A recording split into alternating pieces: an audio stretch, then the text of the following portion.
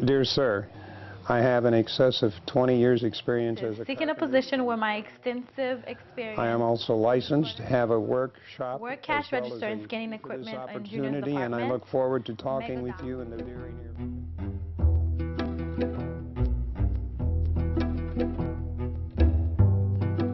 These are the resumes that have been sent out. I make copies. 70-year-old Arnold Stone is looking for a job. I have applied for over 1,000 jobs. I've gone on probably 100 personal interviews, from working as a bag boy for Publix to even as a manager for McDonald's. And they're jobs traditionally held by younger workers. And how many places have you applied for in total? In total, let me see. Ross, Hard Rock. I tried Walmart. Oh, right here. Here's a check cashing store. I haven't heard any response.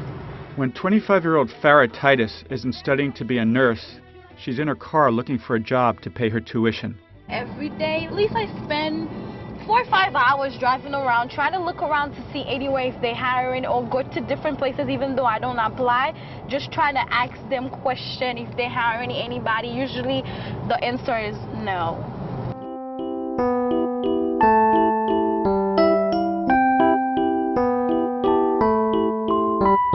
As the number of cash-strapped retirees who are forced back to work continues to grow, people like Stone find themselves competing for the same types of low-skilled jobs as Titus.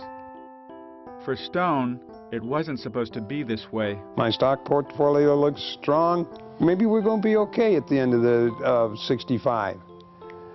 And it didn't work that way. Then came 2001, the year Stone's Enron stock collapsed, along with the company. He was 63 at the time. Went down the drain, just bang, it's done. There's no recovery. Stone had to pick up his pre-retirement job as a carpenter. But when Florida's booming real estate market went bust in 2008, so did Stone's job. So he's back at it again, sending out those resumes. Stone looks good on paper. In person, he says his age scares employers. Took his license and everything, even a canceled check of ours. He kept calling and wanting to know when they wanted him to start. And the guy says, oh, well, we just took the resumes and interviewed you so that when we need you, we can use you. Don't call us, we'll call you. Stone says employers are choosing younger workers over him. Somewhat discouraging because they're young, learning. They can give more to the company for a longer period of time. Titus is young, educated, and has experience, but she's not received a phone call, not one. She thinks older applicants like Stone are beating her out. Right now, being young, it should be a time where, like, I'm not saying to find a job easily. At least if you go out like for 2-3 months, you should be able to find something. Imagine if I finish with my major later in life and I'm a nursing major, it may not be any job available. I have some friends who's finished with radiology, respiratory therapy, physical therapy, a whole bunch of jobs, and now they finish, they take the state board test and they can't find a job. Stone and Titus are still searching. Some employers say their fight for a job is not necessarily about age. There's just not enough jobs to go around.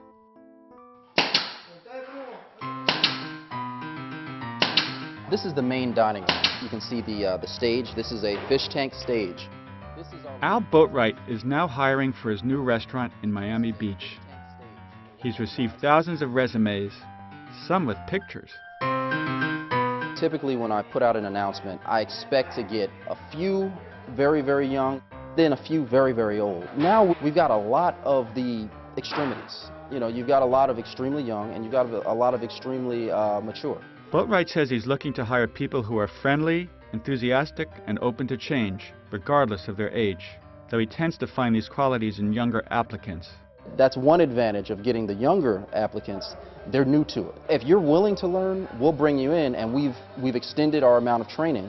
The last time I saw the offices this busy was really 1992. We have about 68,000 people who are unemployed in Broward right now. That's a 77% increase over last year at this time. The state of Florida has the second largest senior population in the country.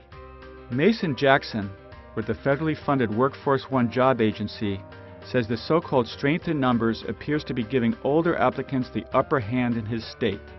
Older workers are taking some of the jobs that younger people traditionally held. But nationwide, we know that the ranks of the unemployed, especially among older workers, has increased 46% from last year due to the myths that are out there among employers about older workers, that somehow older workers are less energetic or older workers are maybe more afraid of technology. I've seen about 4 of these cycles, and the economy will recover. The question is, will you have the skills that will be in demand at that time? That's a question Arnold Stone and Farah Titus ask themselves every day. Say, for instance, if I didn't have my parents, what would happen? You know, which is very scary right now. We could probably squeak by. God forbid if you have to go to the hospital, it's just not there.